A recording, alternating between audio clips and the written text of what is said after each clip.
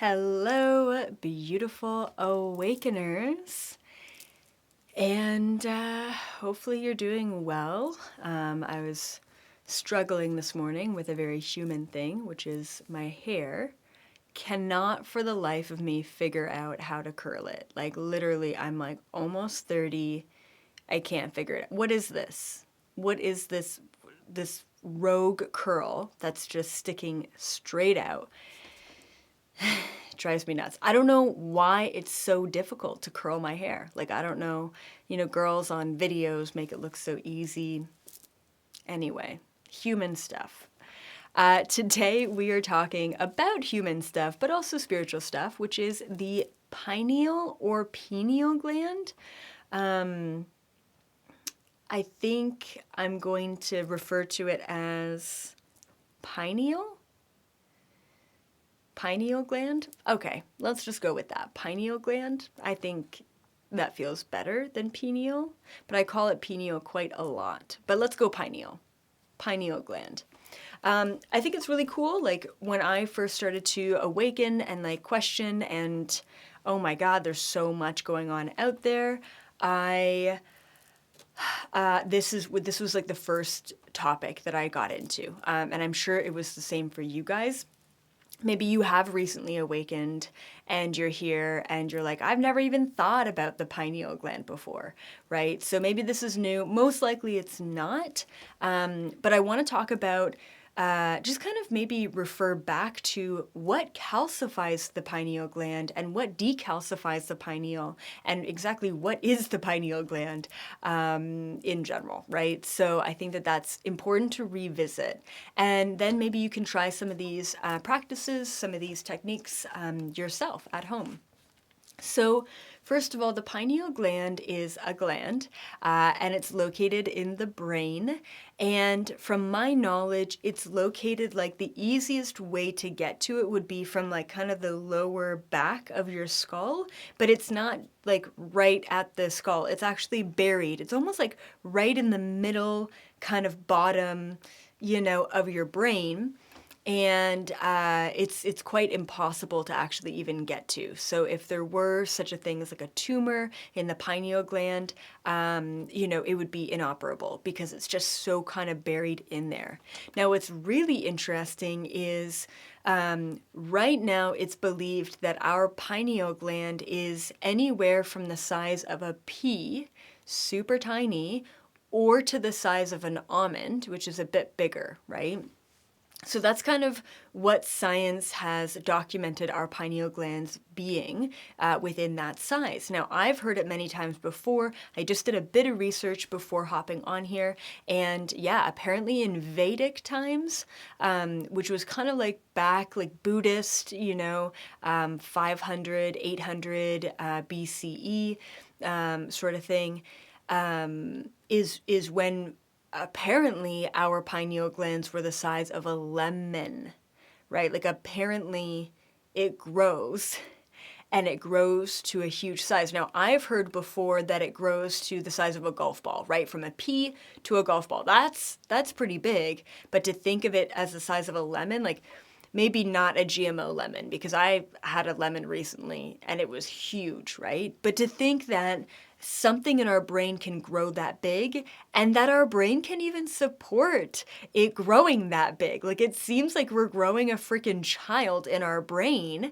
And it's like, how does that even work? Like, how is there room enough for that?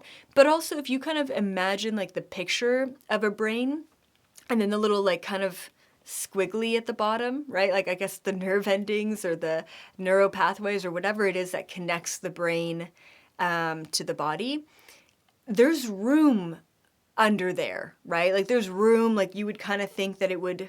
Anyway, I just think it's fascinating that back then it was documented that everyone's pineal gland was the size of a lemon.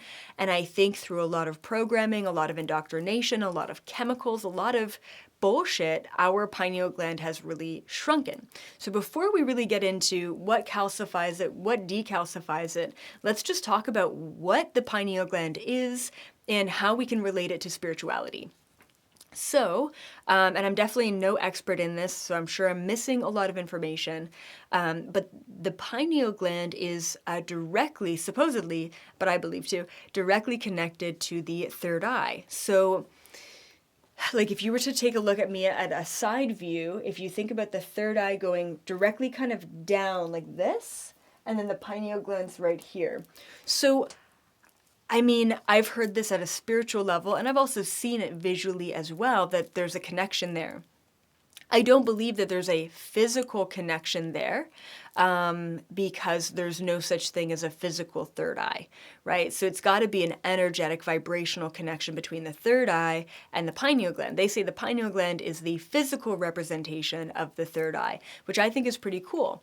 Now, definitely the leading science that connects the pineal gland to the third eye is a chemical compound that has been now finally heavily tracked or heavily, not tracked, heavily, and I don't want to say experimented on, but heavily scientifically studied. That's what I'm looking for.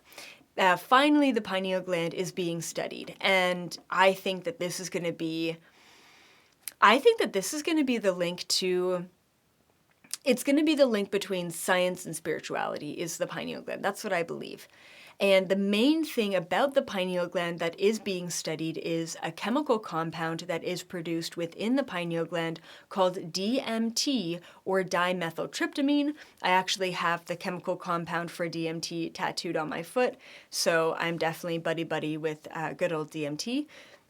Now, what's really cool is DMT is a naturally occurring chemical in our body, in our brain, right, in the pineal gland. DMT is also, surprisingly, a naturally occurring chemical within every living thing, which is really just profound. So if you actually had a simple chemistry set, they say that you can extract DMT from a blade of grass, for example, which is really mind-blowing. And it's really mind-blowing that our bodies and our brains have receptors to basically absorb that DMT from our environment. Now, DMT is always naturally occurring, but in very small doses. And if you think about our pineal gland producing DMT being the size of a pea, it can't really be producing a whole lot compared to our pineal gland being the size of a frickin', lemon, right? And so, from my understanding, DMT allows us to connect to our senses, but specifically our visual sense. And I'm sure the other ones, but I'm not totally positive on that. So I know that DMT allows colors to be brighter, for example, right? It allows our experiences to be just more vivid in general. Like, for example, have you ever had a day where you're just kind of on autopilot and it's like a dull day? You're just in your day. You're just doing your things and it's pretty dull. That's probably a good example of not a whole lot of DMT or activation or stimulation within the pineal gland being created that day. Have you likewise, or on the other hand, ever had a day where it was like, everything is magical, everything is vivid, everything tastes good, every color, is brighter. I mean, and that's usually during our awakening, during an activation, right? Where we're really so present with our reality and our day that it's just everything stands out. So that's really interesting. Now, DMT also gets released in much bigger doses, like we're talking about huge doses, when we are born, which is fascinating. Once again, like I believe that this chemical compound is a link between this world and other worlds or other dimensions. So it gets released in large amounts when we're born. When we die, which is also really interesting, they say, this is wild, and we really need to be studying this more, that what is it? Like we stick around for like 7 whole minutes to review our entire life before we actually leave our body. And I think that that's the DMT release. It's like, whoa. And I mean, if you could imagine 7 minutes in the astral or spiritual non-physical realms is a lot. That's a lot of time.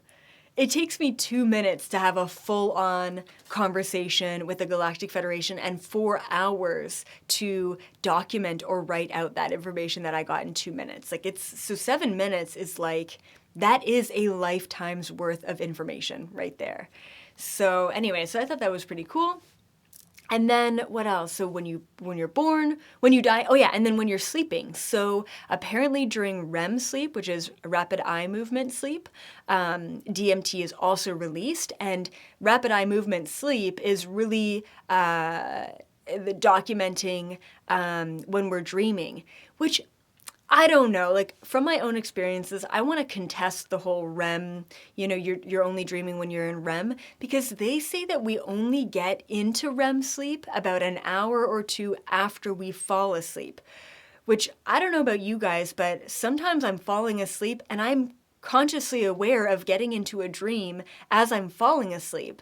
There's no waiting 2 hours to get into dream world. So I don't know. I don't know really the science behind that, but I read that once and I'm like, there's no way it takes me 2 hours to get into REM. There's no way. But apparently when we dream, especially dream vividly, we're also releasing DMT. Side note, back in the day when I had clients, I used to ask them, my first question was, do you remember your dreams? Oh yeah, I actually did this when I was doing past life regressions. And I would ask people, do you remember your dreams? And when someone said, no, I never remember my dreams, I always knew that they were going to be much more difficult to regress, if that makes sense. And the reason why is because it's not that the person isn't dreaming, because we would literally be dead if we weren't dreaming. Like, that's what they say. Everyone on the planet dreams. It's impossible not to dream. Hold on. Oh yeah, but if you don't remember your dreams, then I interpret that, okay, at least in the past, I haven't thought about it in a while, but I interpret that as you're so attached to this physical world, or same thing, you're attached to the physical world as a safety precaution, because that's what starseeds do. We decide that this is all that there is because it's safer to believe that this is all that there is. And so it's going to be very, very difficult. It basically just tells me that someone's walls are up and they're unable to actually tune into and perceive, it's freaking curls, can't stand them, the other world, okay, the other worlds, which is really fascinating. So, and then if someone's like, oh yeah, I dream all the time, always remember my dreams, are always so crazy and wild and vivid, time and time again, they are the easiest people to regress. Because they're already there. They're already accustomed, they're already used to, they're already connected to the other realms and realities. So that was just kind of my little test, I guess you could say. What else did I want to say about DMT dreams? Oh yes, okay. Psychedelics will also release large quantities of DMT. And they actually say in a couple of the articles that I read that a good way to decalcify the pineal gland is to indulge in psychedelics. Now, obviously, I do not want to recommend psychedelics to anyone in general, all right? If you resonate with doing it, if it's something that you've thought about for a while, if it's something that you feel prepared to explore and experience, go for it. Absolutely, by all means. If you're sitting there thinking, well, I've never done them before, but if EA says go for it, I'm going to go for it, please don't do them, all right? You have to really have a strong intuitive pull towards them in order to do them. If you're hesitant, if you're questioning, if you're doubtful, don't indulge, all right? I will say that from my own experiences, yeah, absolutely. I have had multiple experiences with psychedelics. I've kind of tried the gamut of them, actually. I'll just go for it. I've tried acid. I've tried mushrooms for sure. Probably mushrooms are my favorite. Oh, and you know what? No, I haven't. I've never done plant medicine. Never done iboga, ayahuasca, San Pedro, never done any of that. I did do the one that goes up your nose, though, from a shaman friend of mine. Was that San Pedro? I don't know, but it made my eyes water. It was cool. It was an interesting experience. I'll tell you though, like, I have and have for a while had zero inclination to do any psychedelics whatsoever. I think the last time I did them was like maybe at least 5 years ago, maybe longer than that. It's been a while. Yeah, it was a while ago, maybe like 8 years ago now. And it was a zero point 0.5 gram of mushrooms, if you guys know at all. That's a very, very, very, that's like a microdose almost. And I put them in a smoothie that I was having. And I had basically an entire rebirthing ceremony when I did that. It was probably the biggest trip I've ever had. And in my mind, zero point 0.5 grams got me to the 12th dimension because I was already at that place. So I don't need DMT stimulants, let's call them, to get there. And I would much rather be in control of my experiences. So, but once again, it does help to decalcify. There are other things that do not include taking psychedelics that will help you decalcify the pineal gland.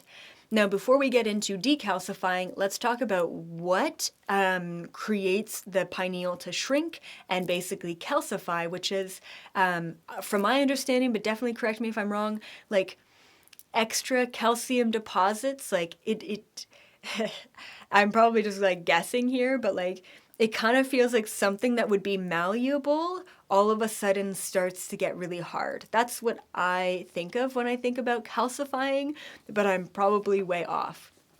So things that definitely calcify our pineal gland are, the main thing is chemicals actually. Freaking chemtrails, chemicals in our water, chemicals in our food, pesticides, fluoride. I mean, these are all things that will for sure 100% calcify our pineal gland. But other things that will definitely calcify it on a less physical level are autopilot programming. If all we're doing throughout the day is just watching TV, numbing our mind, not questioning things, not thinking for ourselves, and just kind of working, you know, just like the autopilot grind, that 3D grind. If that's where you're at, then for sure, without a doubt, I mean, your pineal gland's going to be pretty calcified.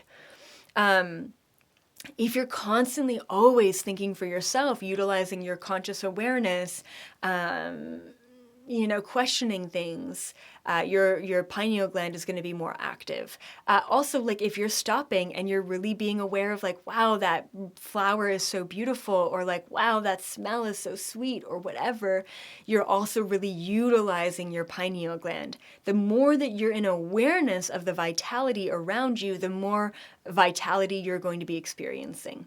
All right, if that makes sense. And what else did I want to say? Okay. Water, like, but good water really helps also to decalcify because it's a detoxant. It detoxifies. I also believe too that activated charcoal water will help you detox. I only do like a half a teaspoon and not heaping, just a small bit of charcoal, activated charcoal in my water once a month. And that really kind of helps me release any heavy metals or calcification that happens. And what else did I want to say? Oh, yeah. Okay, so years ago, and I still think that this happens to me today, but when I started to really activate and astral travel and a lucid dream and just all of the things, I got migraines, like really bad, like 3 or 4 day long pressure. Like it literally felt like my freaking brain was being squeezed from the back of my skull. All right. And and I found out much later on from my spirit guides when I finally asked, because I'm like, why didn't I ask before? That it was actually my pineal gland growing. And it's painful, you guys. It is freaking painful. Okay. I mean, imagine the growth from a pea to a lemon. It's painful. It's got to be. So, and it is a natural process. And I don't think that my pineal gland is even close to the size of a lemon or even to the size of a golf ball. But I would have to assume that it's bigger than normal people. I would have to assume. I would love to get scientifically studied one day. Like I'm telling you, like I would love to channel and be all hooked up to the machines, knowing that I would be safe in doing so, as far as like government experiments and shit like that, right? So anyway, what else? Okay. Yes, so it's painful when it does grow and activate. And okay, so we talked about calcification and then decalcification. Okay, so a couple things, right? So we talked about the activated charcoal water and water in general. We also talked about psychedelics actually helping to activate and decalcify. Sometimes, I'm going to mention this, what I have found is that one experience with psychedelics, maybe it is, I would probably recommend like more natural things, like stay away from chemicals, stay away from the acid and shit like that. But one dose of mushrooms or one experience with, say, ayahuasca or a plant medicine could basically tip you over the edge of, it's almost like, think about your pipes being clogged and just this pressure pushing water through the pipes to clear out the pipes, to clear out the clogs. That's kind of what I would imagine that one dose of psychedelics doing for someone, is just clearing that out. Once again, you don't need that. And also sometimes psychedelics are a very extreme path to opening your pineal gland and your third eye up, and it can be actually quite detrimental to some people on their awakening journey. Please listen to your body, listen to your intuition on that. So other things that we can do that do not require psychedelics are a lot of eye gazing stuff. So, couple things. You can eye gaze with yourself. Have you ever done this? It is the trippiest thing ever. I have like quantum leaped. I have spoken to myself in the future just through eye gazing in a mirror. And we really rarely do this. Like when are you getting ready and you actually look into your own eyes and say, "Hi. Hi, Elizabeth. How are you? I love you. What's going on?" But when you don't say anything at all and you're just eye gazing into your own eyes in the mirror, it's profound and it can really activate you, okay? So same thing with eye gazing. Doing sun gazing, you have to do it appropriately, so please do some research. I believe it's like within the first 5 minutes of the sun rising, which is way too early for me, and in the last 5 minutes of the sun setting, which is typically when I do this, where you can sun gaze. And I think those are like the safest times to do this, where you're actually staring directly into the sun, and that is how breatharians exist and survive off of the sun and feed off of the sun, and it's amazing and profound.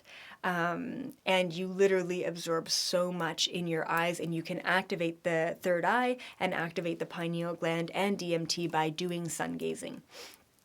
Now, if you're not in a place or location where you can see the rising or setting of the sun, which I don't blame you. I mean, even on this land, there's too many trees to actually get to that low level. You can also do something called fire gazing.